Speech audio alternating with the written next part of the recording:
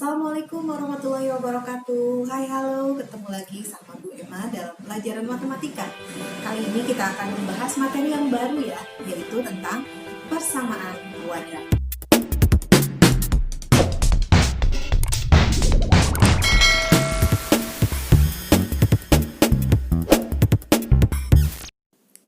Assalamualaikum warahmatullahi wabarakatuh.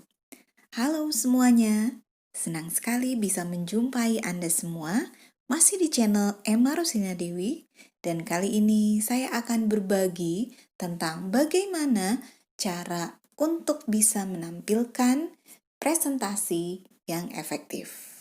Oke, kita simak langkah-langkahnya. Ada beberapa hal yang perlu dipersiapkan dalam melakukan presentasi yang efektif. Yang pertama adalah melakukan persiapan fisik dan mental. Kenapa fisik dan mental? Fisik penting, mental juga penting. Kedua-duanya penting, jadi kita tidak bisa mementingkan salah satu di antara keduanya tersebut. Kenapa fisik penting? Karena apabila kita merasa badan kita tidak fit, sedang sakit, maka presentasi tidak akan terlaksana dengan maksimal. Begitu pula dengan persiapan mental. Jika kita penuh dengan rasa tidak percaya diri, grogi, merasa akan demam panggung, maka apa yang menjadi materi yang akan kita sampaikan saat presentasi itu bisa kabur kemana aja.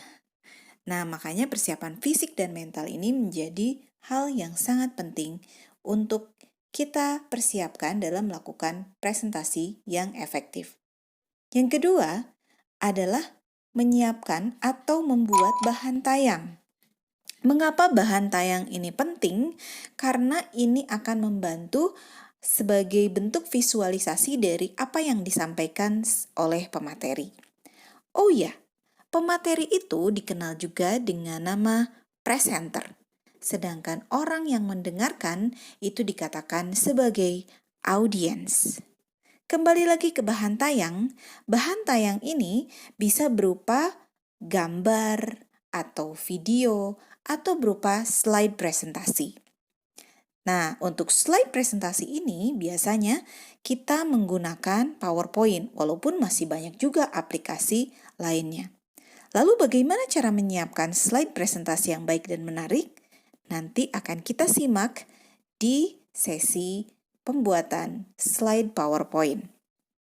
Kemudian, kita juga harus melakukan penguasaan materi.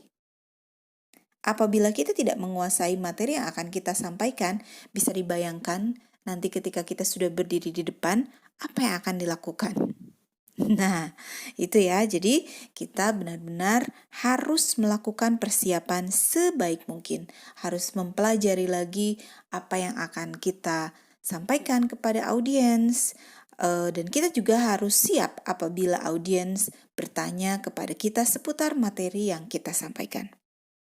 Yang keempat adalah mengenai penguasaan audiens. Ternyata yang harus kita kuasai tidak hanya materi, tetapi juga audiens atau orang yang menyimak apa yang sedang kita presentasikan. Bagaimana cara menguasai audiens? Yang pertama adalah kita harus melakukan presentasi dengan semenarik mungkin, sehingga audiens tidak merasa bosan dengan apa yang kita sampaikan. Yang kedua adalah kita bisa melakukan eye contact. Ini adalah tanda bahwa kita memang benar-benar memperhatikan audiens, sehingga nanti audiens juga akan benar-benar memperhatikan kita sebagai presenter.